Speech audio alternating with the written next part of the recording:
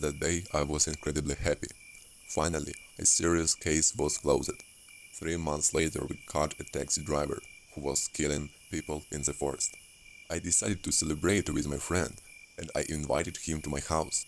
It was the most difficult investigation in my entire career, but I didn't even think that I would face something more difficult than the case of the taxi driver killer.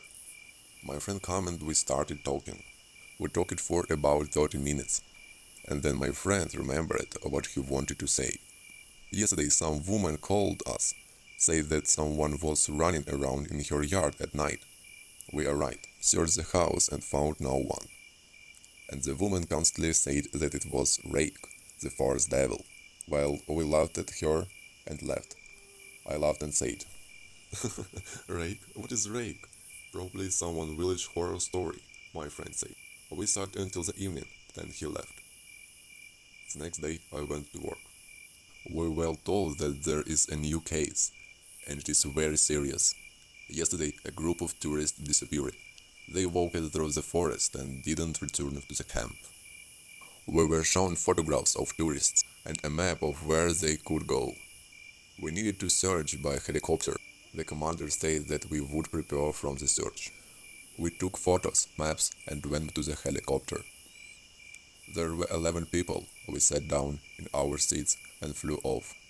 We had to fly for an hour. All the guys were in a good mood. An hour later, we made a circle around the forest, looked at the forest from above, but didn't see anyone. We didn't find anything and started to land. Guys, I see someone, pilot screamed, and suddenly something hit the helicopter hard. The helicopter began to fall. We crashed into trees, and the helicopter fell to the ground. I lost consciousness, and everything went dark. I woke up in the dark. I looked around. It was night outside. I was lying on the ground, and my body hurt a lot. I could not get up because of a severe wound on my leg. I saw a shadow approaching me. It was my friend. He was also wounded. I tried to get up and looked around. Body parts of our guys were everywhere. My friend looked at the navigator and said, "We have to walk 100 kilometers to the village. We are in trouble." We packed our backpacks and went to the navigator. We walked for about 10 minutes until we heard a strange sound, as if a large branch was breaking. We looked around and shone a flashlight on a tree that was far away from us, and we saw that someone was sitting on the tree. We turned off the flashlight, and the one who was sitting on the tree turned to look at us. It was a thin, tall creature. It screamed and jumped off the branch.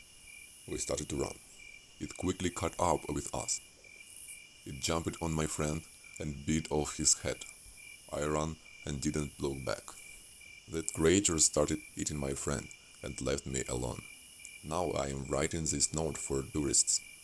For 2 months I have been living alone in this forest with a creature called a Rake.